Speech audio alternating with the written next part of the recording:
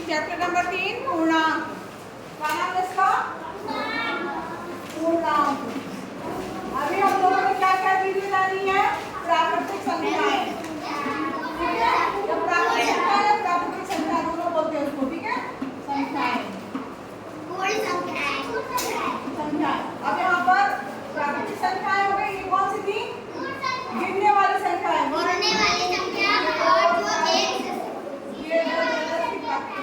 ठीक है, ये गोला हो गया प्राकृतिक संख्याओं का। इसमें अगर हम जीरो जोड़ देते हैं तो क्या बन जाती है? पूर्ण संख्याएं। ठीक है, पूर्ण संख्याओं में क्या क्या आएगा? सब आ जाए। क्या आएगा? 0 1 2 3 4 से लेकर पूरी संख्याएं क्या कहलाएंगी? पूर्ण संख्याएं। ध्यान से समझिए सभी बच्चे।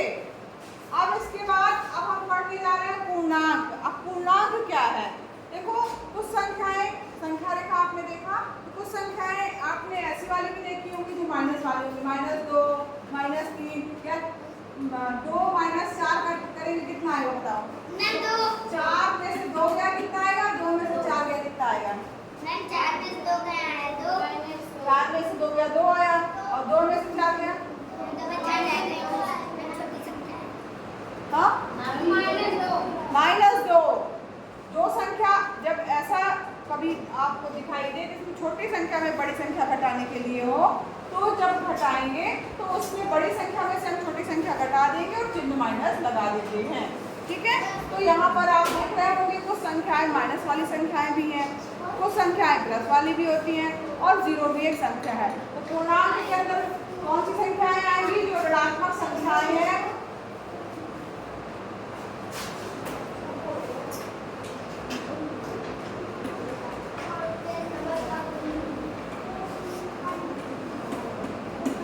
ऋणात्मक संख्याएं भी अगर हम कर देंगे, मिला देंगे, तो वो क्या कहलाएगा? आपका पूर्णांक। ठीक है, समझ में आया? अब पूर्णांक में आएगा क्या क्या? ध्यान से समझिए। पूर्णांक में आएगा आपका धनात्मक संख्याएं, 0 और ऋणात्मक संख्याएं। पूर्णांक में कौन कौन सी संख्याएं आएंगी? कौन बताएगा? हाँ वैष्णवी बताओ।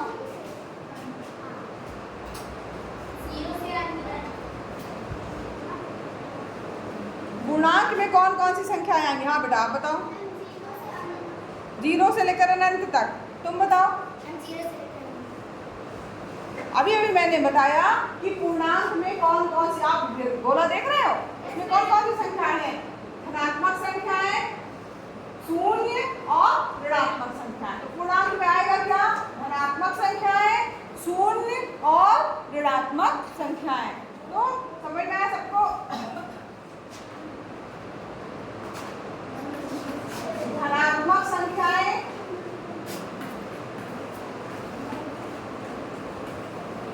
प्लस शून्य प्लस ऋणात्मक संख्याएं। ये सब क्या मिलकर के बनाएगा? ये सब क्या मिलकर के बनाएगा? पूर्णांक।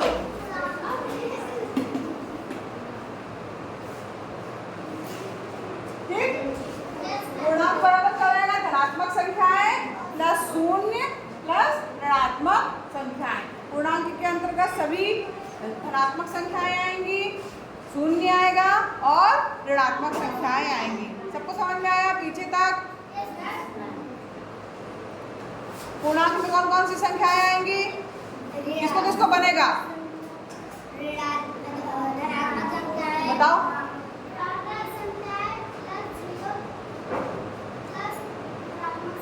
Good, clapping. अभी मैंने पूछा क्यों यही लड़की हाथ उठाई थी। अब आप लोग बताइए पूर्णांक में कौन कौन सी संख्याएं आएंगी? हाँ तुम बताओ बेटा। धनात्मक संख्याएं, शून्य, वही पूर्ण संख्या जिसको कहा धनात्मक संख्या, शून्य और ऋणात्मक। तुम बताओ बेटा। धनात्मक संख्याएं, धन, 0, धन, ऋणात्मक संख्याएं। मतलब धनात्मक संख्याएं भी रहेंगी, शून्य भी रहेगा और ऋणात्मक संख्याएं। ये सब मिला दिया जाए तो कौन सी संख्याएं कराएंगी? पूर्णांक। अगर हम ये एक समझ लो गोला बना रहे हैं तो उसमें कुछ माइनस वाली संख्याएं भी हैं, तो 0 भी है और 4 हो गया गया, 5 हो गया, धनात्मक संख्याएं भी है, -7 हो गया, समझ लो। तो ये सब जो है ये क्या है, पूर्णांक। पूर्णांक के अंतर्गत धनात्मक संख्याएं, ऋणात्मक संख्याएं और शून्य ये सभी शामिल होता है। ठीक है, समझ में आ गया पूर्णांक क्या है, आपको समझ में आया? प्राकृतिक संख्याएं, धनात्मक संख्याएं, शून्य और ऋणात्मक संख्याएं सब शामिल है किसमें, पूर्णांक में। ठीक है, ध्यान से समझा करो बच्चों। अब यहाँ पर देखो, इसमें एक नई चीज आपको इस चैप्टर में अभी तक मिल रही है, वो है ऋणात्मक संख्याएं, है ना, मिल रही है ऋणात्मक संख्याएं। पेज नंबर आप आइए 30 पे, 30 पे आप देख रहे होंगे, पेज नंबर 30 पे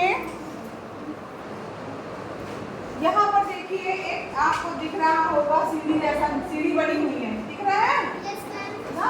यहाँ पर यह ध्यान दीजिए कि सीढ़ी, यहाँ के बाद कुछ चीजें जो है ऐसे ऐसे करके बने हुए हैं ना, ये, और यहाँ पर 1 2 3 4 5। एक चीज और ध्यान दो बच्चों, किसी संख्या के आगे अगर प्लस लिखा +2 तो उसको लिखने की जरूरत नहीं मानते हम। अगर 2 भी लिखा है तो हम उसको मान लेते हैं कि वो धनात्मक संख्या है। ठीक है, प्लस लगाने की जरूरत नहीं है।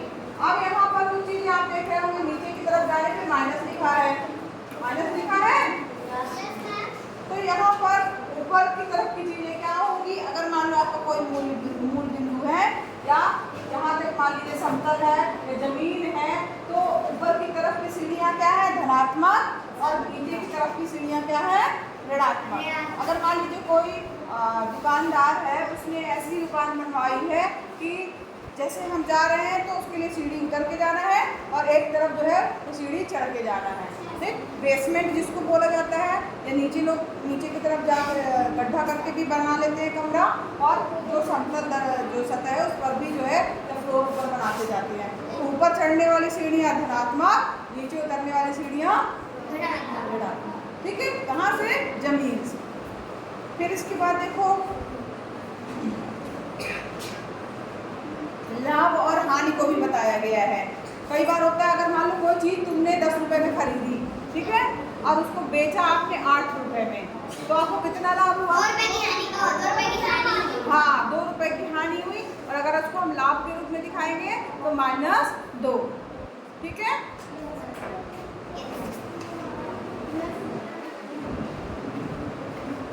किसी को बात नहीं करना है, हम देख रहे हैं सब कौन बात कर रहा है। अब यहाँ पर देखो तापमापी बना हुआ पेज नंबर 31 में दिख रहा है। यहाँ पर देखो दिया है टेम्परेचर, अगर 0 से ऊपर की तरफ जाएंगे 10 20 30 ऐसे रहेगा, और अगर नीचे की तरफ जाएंगे तो माइनस में जो है टेम्परेचर रहेगा।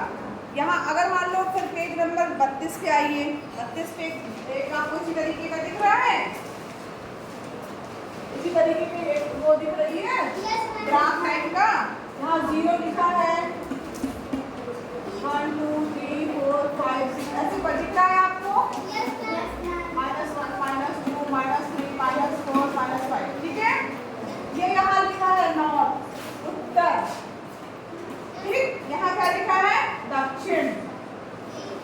यहाँ क्या लिखा है, पूरब, ईस्ट। यहाँ पे क्या लिखा हुआ है, पश्चिम, वेस्ट। ठीक है, यहाँ पे उत्तर दक्षिण। और जब भी आप कभी भी आप इस पे बनाएंगे क्या, कॉपी पे या पेपर पे, दिशा को हमेशा उत्तर दिशा ऊपर की तरफ रहती है और उसके नीचे दक्षिण रहेगा, पूरब जो है दाहिनी तरफ और पश्चिम बाएं तरफ। ठीक है, समझ में आया? चलिए आगे आइए।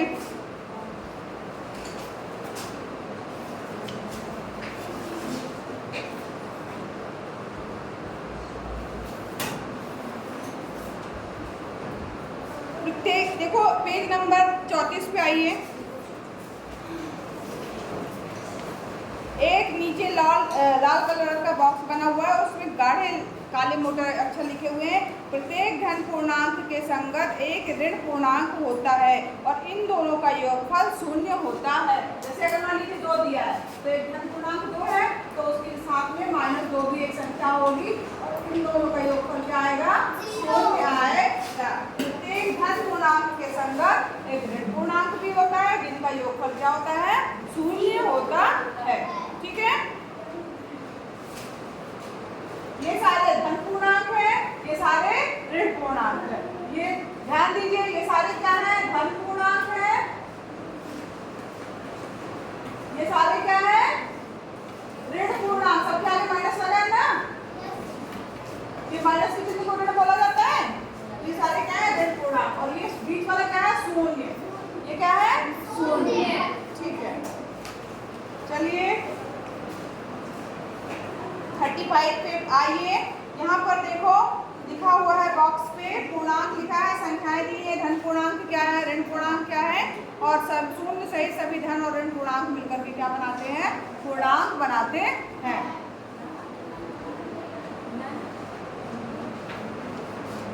अब इसके बाद एक चीज देखो लिखिए, शून्य का योगात्मक प्रतिलोम स्वयं शून्य ही है। शून्य में क्या जोड़ेंगे, शून्य है, शून्य प्लस शून्य बराबर क्या हो जाएगा, शून्य। प्लस शून्य बराबर शून्य का योगात्मक प्रतिलोम क्या हो जाएगा, शून्य होगा। अब अभ्यास 3A में आइए। एक चीज और दी हुई है बच्चों, निरपेक्ष मान। यहाँ ध्यान दीजिए, निरपेक्ष मान दिया है। निरपेक्ष मान क्या होता है, निरपेक्ष मान एब्सोल्यूट वैल्यू बोलते हैं। अगर अभी आपने संख्या पढ़ी धनात्मक ऋणात्मक, अगर मान लीजिए कोई धनात्मक संख्या है, ठीक, मान लीजिए दिया 15, उसके आगे इस तरीके का चिन्ह, निरपेक्ष मान के चिन्ह को मॉड बोला जाता है। क्या बोलते हैं, मॉड। मॉड, ठीक है।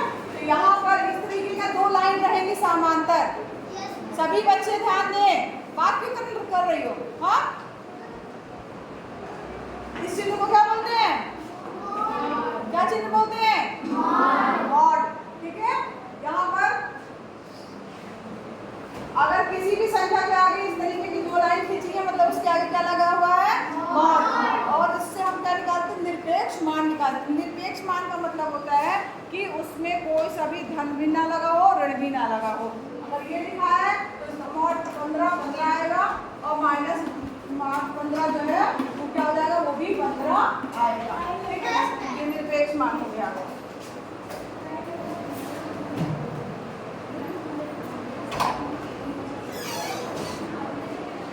3A कल पढ़ेंगे हम लोग, ठीक।